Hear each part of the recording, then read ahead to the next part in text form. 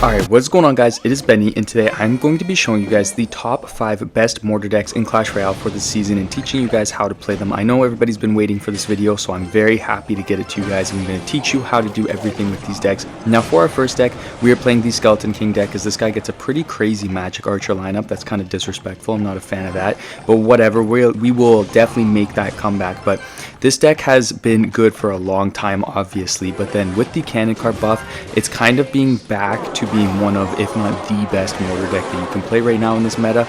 So this is definitely a great deck and worth trying out. We might get some skeletons onto the tower there. It doesn't look like we will, but that leads into my first tip with this deck, which is make sure that you're popping that Skeleton King ability, okay? Because it's very hard for your opponent to get a good elixir trade against that unless you pop it in a horrible time.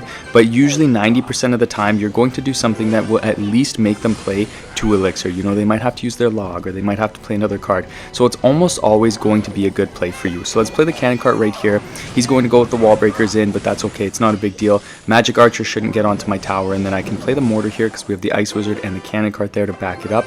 And he's going to hit me with a lightning, which is kind of crazy, but we are going to get 2 mortar shots out of that, I think. So we definitely do come out on top. Now, one of the things that I like to do with this deck is I like to play it kind of passive at the start, and I'm trying to get a really solid defense and then have a wicked counter push and just keep outcycling them and pressuring them. So you'll kind of see that I may be playing a tiny bit more passive unless my opponent is playing super passive, then I'll kind of press them a little bit, but usually I'm playing a little more passive and getting that counter push. He's going to start the mini P.E.K.K.A there, a little bit interesting. We have the ice wizard and the bats there to defend, and then I don't think I'll play anything else. I think I'll kind of slow it down, maybe play the cannon cart here for the mini P.E.K.K.A to take that out and be ready in case he plays a freeze or something crazy. And then let's go ahead, let's get the evil mortar right here. He might go for what's it called, the lightning, but that's okay, it's not a big deal. We were able to catch the guards with the arrow prediction, so that's good. I'm going to go ahead and play my bats here because he has the lightning. Honestly, we might have to change up the lane that we're pushing, but we'll see. And then we can play the Goblin Gang here to deal with that mini P.E.K.K.A. He's going to go for the Battle Ram, so I am going to use my mortar right here to pull the Battle Ram, just because it's more of an annoying card. You see there, he went for the pre-log, so if we had left it up to chance, you know, it could have gone pretty poorly. Instead, doing that way, we made sure that we're guaranteed not to take damage. Then he's going to go for a really aggressive Magic Archer, and this is where we really want to press him. So I'm going to pop the Skeleton King ability. He's going to play the guards, and then I'm going to have my Goblin Gang at the ready if he logs. So there's the log right there. Let's wait a second, and now let's go for our Goblin Gang. Cannon cart is still alive. We'll get the mortar down, and we are going to get the win. And that is the perfect example of what I mean when I say you want to try to get that nice counter push. And let's go on into the next deck. Alright, you guys, for our next deck, we are going to be using something that's very similar to Classic Mortar. It's a bit of a play on Classic Mortar, and it's using Little Prince. Now, this deck used to be absolutely amazing. It was actually busted. I mean, I guess everything was busted when Little Prince first came out, but this deck was very popular and it was really strong. There's a lot of value in having a ranged 3 elixir champion, because that just gives you such a quick cycle, and with a deck like this, that's so important. So let's get some wins with this one here. Now, the biggest thing that I'm going to recommend with this is make sure that you play a little bit slower and you're kind of keeping defense in mind, because you can just rocket cycle towards the end if you have to, and that's actually something that I struggle with a little bit. I'm a bit of a faster player. I like to cycle and really pressure opponents. So who knows, you might see me make that mistake and kind of learn from it in this matchup, but that's just something that you definitely do need to keep in mind with this deck. Now, because this guy has Lumberloon, we do have to be careful. We can't really rely on our rocket every single time, just because it's potentially a pretty expensive thing to do, and it doesn't allow us to cycle as quick as him. So that is one thing that we do need to keep in mind. Because he played the lumberjack there, I am going to play the Little Prince here. I know that I can do that relatively safely, and then that was a horrible E-Spirit, but that's okay. Then I'm going to play the mortar here to pull that balloon, and the Little Prince should just absolutely shred through it. Maybe we'll even get a mortar shot. It looks like we will, so that is good. We'll get some damage and take the lead here. Now, realistically, every single little bit of damage that you can get counts. You know, like, sometimes the match will come down to 100 or 200 damage, and so sometimes it's literally the difference of just a log on the tower, and that's a really good mindset that I would recommend getting into with this deck. You know, you really want to try to make sure that you're in that mindset so that you're winning all of those close matches, because that will make a big difference in your push. Now, because he's going to start the Musketeer in the back, I'm actually going to go ahead and rock it right here, and then let's play the evil mortar so that he can't comfortably go for a Lumberloon, because we have the Evo Valkyrie there as well. If he pops that Evo Lumberjack, then obviously it's going to have to deal with the Valkyrie, and hopefully we can get a lock on the tower here for one shot. That would be awesome if we do. That is great. We do get that, and the Little Prince will take care of that balloon. And then let's start the Valkyrie in the back just while we have that 3-card cycle. I can go for the E-Spirit right here at the bridge. Let's go ahead and pop that Little Prince ability there just to see if we can get anything out of that. I don't think we will, but definitely worth kind of just attempting. Then let's go for a defensive mortar here just because he played that Musketeer. I'm actually going to log on the cannon on the Musketeer just to get some damage down on all of that. And then he's going to go for the Lumber Loon push. Not a big deal. We can just get the Valkyrie right here. Let's do that to defend. And then that balloon should get, you know, just demolished here. Hopefully he doesn't have a freeze. If he does, we can always go ahead and just tornado it off the tower. And then now let's go for a pretty aggressive mortar here just because we're cycling so quick. We don't have to go for a tornado play or anything. Let's go ahead and pop the Little Prince ability as well. Keep that mortar alive. I'm going to go for another Evo mortar as well because we got the double mortar action firing on all cylinders. We will get the lock on the tower. Let's get the E-Spirit down to interrupt that Musketeer to get one more shot out of the mortars. Oh my gosh, that is beautiful. We got the win. Let's give him a good game. Give him good luck. All right, you guys, next matchup, let's go ahead and play the mortar right here. Now, this deck is something kind of crazy. I don't know why this is meta. Honestly, I don't know why it has been meta before, but we're playing Mortar EGIANT. It is absolutely absurd that this is a thing. This is not my area of specialty or expertise, so, you know, bear with me on that. I think I'm just going to have to lightning right here. Unfortunately, we maybe went a little bit too aggressive there on that mortar, but whatever, who cares? He's going to use his log. I'm okay with that because we are definitely down in elixir right now, so every little bit of elixir that he uses is going to play in our favor, so I'm happy about that. Now, what are we thinking here? So he's going to start the E-Drag in the back. Let's go ahead and start our Golden Knight right here. I think the most difficult thing about this deck is knowing when to pressure and knowing when to play defense, because obviously this deck doesn't necessarily play defense the same way as other decks do. Let's go ahead and tornado this. Oh my gosh, that is crazy. Okay, we just sold pretty hard there, so we're gonna have to figure out a way to make a comeback here. How are we gonna make this? You know what, this is going to be a monumental comeback, and it's going to be evidence of why this deck is good. So we'll have the mortar there. He's going to play the E-Drag. I'm gonna go aggressive into the opposite lane because you know what, why not? I don't care if he takes that tower on the right side. He's gonna take it no matter what, so going into the opposite lane is definitely going to be the better option for us. Now I'm gonna play an Inferno Dragon at the bridge here actually as well to see if we can maybe get that on the tower because we're just going aggressive here. Oh my gosh, the fact that that worked out for us is crazy. We're back in this, baby. We are back in this match. That is beautiful. He used his tornado. That was kind of a waste of elixir, if you ask me.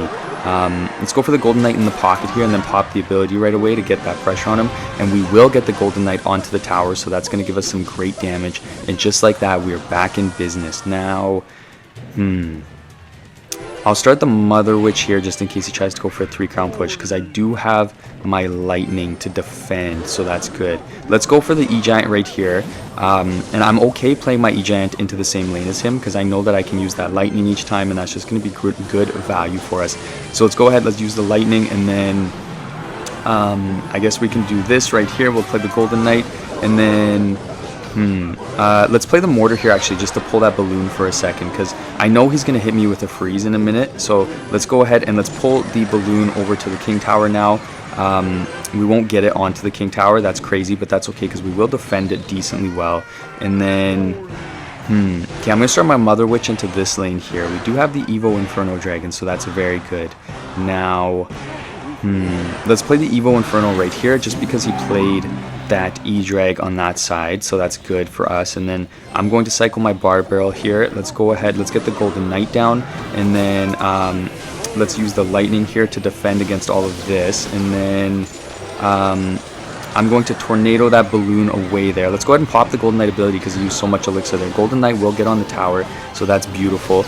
And then the Evo Inferno Dragon is absolutely crazy. Oh my gosh. Okay, let's give him a good game. And let's go. Guys, for our next deck, we are going to be playing Classic Mortarbait. Now, honestly, I feel like this deck was, you know, last season a little bit more frustrating to play just because there was lightning everywhere. But this season, because of the lightning balance changes, we've seen that change a little bit. So this deck, I actually think, is going to be a very solid deck this season. And obviously, last season, there were people who could play classic Mortarbait, and they were very, very good with it. So it's always a deck that's worth playing and having.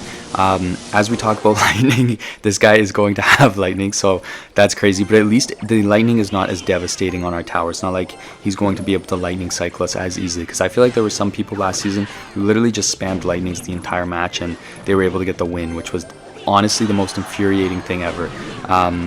Now he's going to go aggressive there with a lumberjack. I don't think I'm going to over defend here. I'm just going to play the knight right here to take care of that lumberjack, and then we can go for skeleton barrel at the bridge just because we have the knight there, so that will tank maybe a couple shots. And then he's going to play the spear goblins. I don't really know why he would do that, because that's going to give us actually a decent amount of damage here. I'll play the goblin gang here. I'll hold on to my log just in case. This guy could be using like a spell bait type deck. And then I guess we'll just chill for a second. You know, I don't want to do anything too crazy here.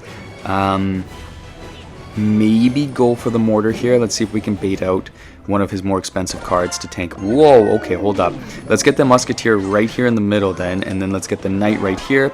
And he's going to play the night witch. Don't worry about that at all. I'm not worried. And then I'll get the spear goblins here to deal with any bats or anything else that might come our way. But we are going to defend that perfectly, so I'm very happy with that. And let's go for a skeleton barrel. We'll send him a little gift back from that push there. The spear goblins do get taken out, so we will get a couple extra skeleton hits on the tower there. Obviously nothing too crazy, but I'll take every bit of damage I can get.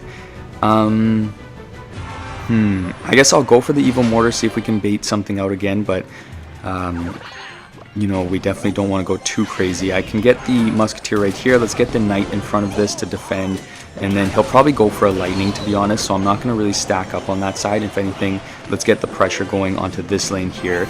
And then, okay, he's going to play the recruits. That's actually weird. I think we'll take the tower on this side. Let's go ahead, let's log right here to get rid of all of that goblin gang, and then I can just get the spear goblins down right here. He might use his arrows, not a big deal if he does. He's going to play the evil lumberjack instead. Let's get the musketeer down right here, and then I can get the goblin gang here now, and that will tank any of the lumberjack hits that might get on my tower, and we will be okay. And then I can just log right here. Obviously it's a bit of an early log, but then we can take out the tower. I don't think he's going to take my tower in time.